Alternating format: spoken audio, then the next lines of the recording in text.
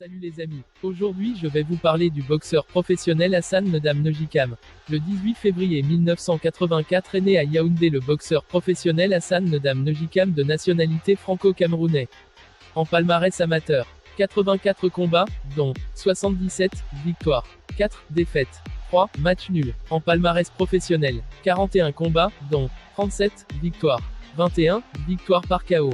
4 défaites, avec le titre amateur champion d'Afrique à Yaoundé en 2003, poids moyen. Cette dernière mise à jour a été mise le 1er juin 2019.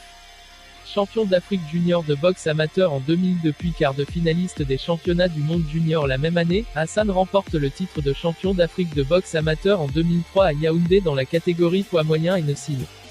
Klein qu'en quart de finale aux Jeux Olympiques d'Athènes, battu par le futur champion olympique, le Russe Gedardak Gedardekov. Son début dans les rangs professionnels. Hassan passe professionnel en décembre 2004. Il fait plusieurs combats en France et signe plusieurs victoires par KO contre des adversaires de taille. Il remporte en 2008 la première édition du Grand Tournoi. Il s'agit d'un tournoi à élimination directe organisé au Cirque d'Hiver à Paris. Il bat notamment Walid Gara par KO au 5e round et en finale Afif Belgesham au point à l'issue des 10 rounds. Ce tournoi permet aux boxeurs de monter dans les classements mondiaux, notamment ceux de la WBA. Il devient donc en 2010 un challenger pour le titre WBA international et remporte le titre en mettant l'Argentin Omar Gabriel KO au 8e round. Le 30 octobre 2010 il gagne encore, contre le Géorgien Avtandil et devient champion du monde par intérim WBA. Le 2 avril 2011, il défend son titre contre Giovanni Lorenzo. Le 4 mai 2012, il combat l'Ukrainien invaincu Max Bursak pour le titre par intérim de champion du monde WBO et s'impose par décision unanime à l'issue des 12 rounds. Le 20 octobre 2012, Hassan a sa chance et boxe à New York contre l'Américain Peter Yan. Dans un Barclays Center comble, le public est largement en faveur de leur compatriote. Peter est un puncher, utilisant très peu la technique. Hassan contrôle superbement et largement les 3 premiers rounds quand soudain au 4e round il se fait surprendre par un terrible uppercut du gauche. Hassan vacille mais continue le combat, charge et balance de nombreuses combinaisons. Hassan se retrouve au tapis 2 fois durant le 4e round. Il se relève mais est terriblement secoué. Il parviendra à finir le combat bien qu'il s'y soit retrouvé 6 fois au tapis. Il s'incline face à Peter. Il revient après 13 mois d'arrêt, et signe son contrat aux États-Unis et avec le nouveau promoteur Michael King de la firme Kings for Worldwide et gagne 3 combats. Il est alors classé mondialement numéro 7 dans la fédération IBF, ce qui lui permet de disputer un combat éliminatoire pour le titre mondial de cette fédération. Le 1er octobre 2014, il affronte l'Américain Curtis Stevens et l'emporte au point par décision unanime. Le titre IBF des poids moyens étant vacant, il est désigné challenger et fait face au puncher canadien David Lemieux le 20 juin 2015 au Centre Bell de Montréal.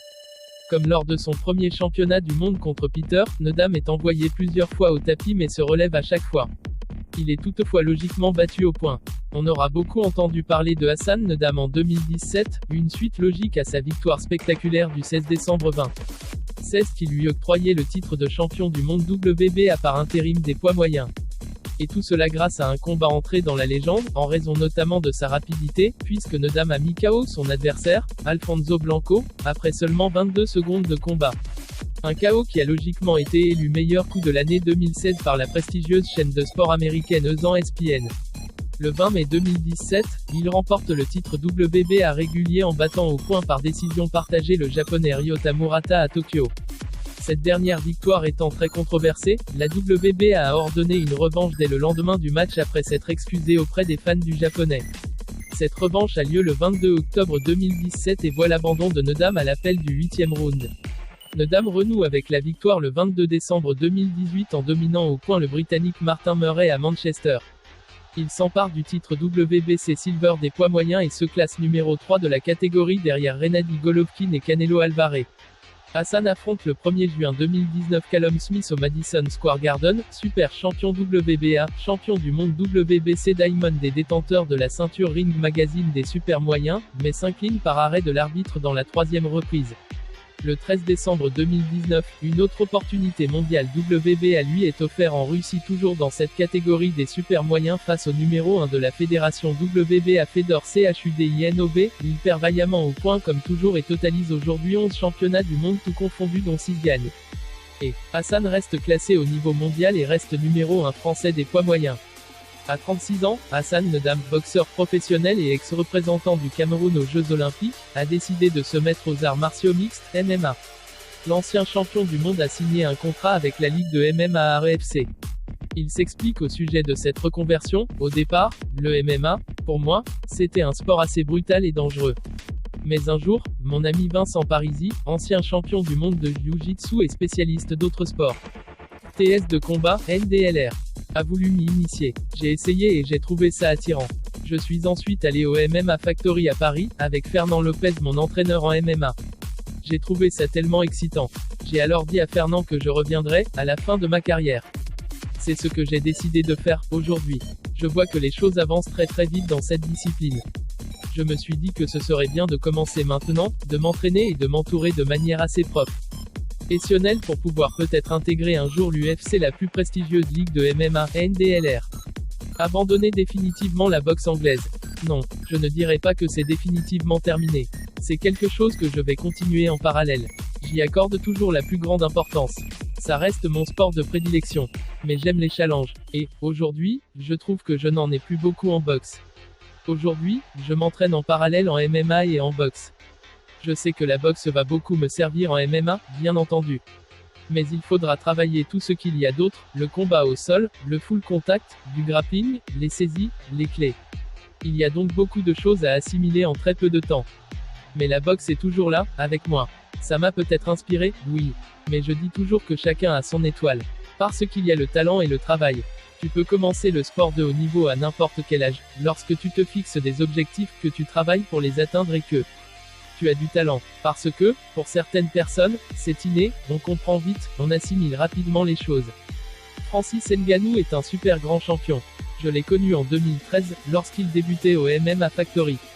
7 ans plus tard, sa carrière prit beaucoup d'ampleur, il a apporté beaucoup de plaisir, a remporté beaucoup de distinctions et a gagné beaucoup de combats. Donc, on peut aussi dire que c'est une source d'inspiration pour quelqu'un comme moi. Quelqu'un qui, à 36 ans, se dit qu'en 4, 5 ou 6 années, on peut faire plein de bonnes choses et prendre du plaisir, après une carrière en boxe déjà bien accomplie. Pourquoi l'ARES? Je m'exprime sur ma signature avec l'ARES FC, qui est une nouvelle ligue de MMA. Et oui, l'ARES est la meilleure compagnie de MMA en France. Elle a envie de développer ce sport en France et en Afrique. C'est la meilleure structure pour m'amener au plus haut niveau, rapidement. J'ai connu Art à travers Fernand Lopez, qui est aussi mon entraîneur. Une belle aventure commence avec cette structure. La date de mon premier combat en MMA est déjà fixée. On a prévu 18 mois de préparation, d'entraînement, d'initiation. Donc, jusqu'en novembre 2021. Récemment, j'ai effectué 2 séances d'entraînement avec Cyril Gane. Dès ma deuxième session, Fernand Lopez était déjà en train de me préparer un combat pour décembre. Est-ce que c'est la bonne solution? Est-ce que c'est le meilleur choix? L'avenir nous le dira. Ce qui nous intéresse, c'est de vraiment maîtriser les choses. Donc, nous allons davantage mettre l'accent sur l'apprentissage que sur un combat tout de suite. Le champion Hassan Ndam comme toujours. Pour remercier le personnel soignant d'avoir sauvé son beau-père du Covid-19, l'ex-champion du monde des poids moyens Hassan Ndam vient 3 à 5 jours par semaine à l'hôpital de Villeneuve-Saint-Georges en région parisienne, pour donner bénévolement des cours de boxe. Cela fait maintenant près de 3 semaines qu'il transmet son expérience au personnel de l'hôpital de Villeneuve-Saint-Georges. Dans une pièce aménagée à cet effet au sein du service de chirurgie pédiatrique actuellement fermé à cause de l'épidémie, il enseigne les rudiments du noble art au personnel de l'hôpital, tout à leur joie d'être initié par un champion. En bonus, le boxeur professionnel Hassan Ndam est un ami proche à Samuel Eto'o. Les deux amis ont fait quelques cours de boxe ensemble vus sur la page Instagram du boxeur. Si vous avez aimé, n'hésitez pas à vous abonner et activer la cloche de notification pour ne pas rater mes autres vidéos. N'oubliez pas de la liker, merci et à la prochaine pour d'autres vidéos. Abonnez-vous maintenant.